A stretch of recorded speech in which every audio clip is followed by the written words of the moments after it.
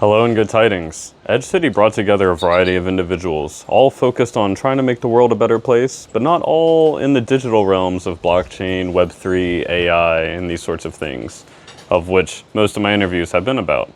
This Anthony Cross fellow that I met, a great person to talk to. It was only on the third or fourth time chatting that I learned about his project, his team, ZaiserMotorCompany, creating the next generation of electric motorcycles.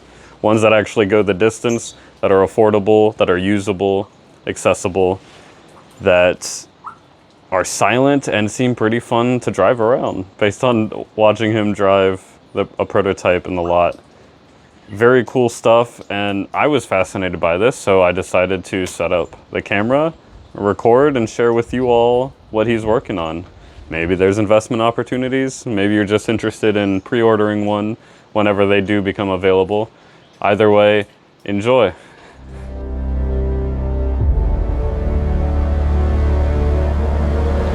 It was so great to meet you. Could you tell me again your name and what you're working on?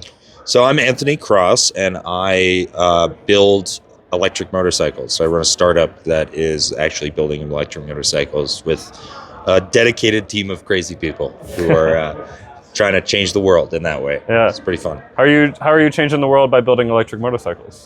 So we are pioneering some really cool charging technology, fast hypercharging, and on top of that, trying to bring a product to market that's accessible and usable for like people who ride motorcycles on a regular basis. So we're trying to build, something accessible yet still that's quality, And by accessible, you mean low price point, comfort? Yeah, kind of the whole gambit of things, I think if a product is ill-suited for somebody's use, it's inaccessible in a lot of ways, right? So like if it's too expensive, sure, that's really inaccessible on price. But if it's also just underpowered or doesn't have the right kind of range statistics, that's also kind of like, well, that's not something that is really going to work for them at all, in the same way that a price would. Yeah. So what sparked this idea? I've always been a tinkerer on, mechanical stuff and motorcycles. And after COVID, the first business that I started was an arts magazine that died. And that was a little bit more ephemeral. And so now, after that, I said to myself, I really want to make something in the product space, like something real, something tangible. So that kind of got me on this line of thinking. I've always liked to ride. I've always, liked EVs. And I looked at the market and said, man, is there any electric motorcycles out there? I'd really like to get back into riding. Yeah. There was nothing. I hit up a friend of mine who's an engineer.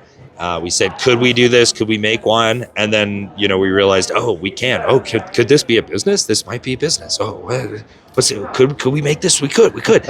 And so then we essentially, put together all of the stuff that we needed to raise a little bit of money and built a prototype over the last couple years. And now we're coming out of like a sort of stealth mode and have like an actual prototype to show for it, which is really exciting. So we're on to pre-production now, and then, later this year offering like building 150 of them, which is really exciting. Yeah. What was the name?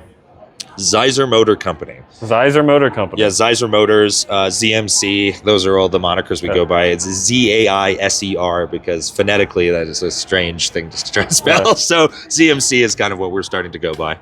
So when you make the 150, are they going to be available for pre-order? Yeah, so we can't actually have pre-orders open right now and we have a wait list currently. So we're actually strangely at capacity. So we wanted to wait until we had an actual prototype to unveil before we took pre-order money, mainly because I think that's just sort of the honest thing to do as opposed to raising pre-order on like renderings alone, like have some proof of work that like we knew what we're doing and can build this, So now, once we get the first 5 demo units, we'll really start going after pre-orders, and then it becomes basically a fulfillment mandate, which is really exciting. Right on. Yeah. Well, such a pleasure meeting you. Absolutely. And really appreciate it. Great luck. Thank you. And great luck to you. This is fantastic. Thank you.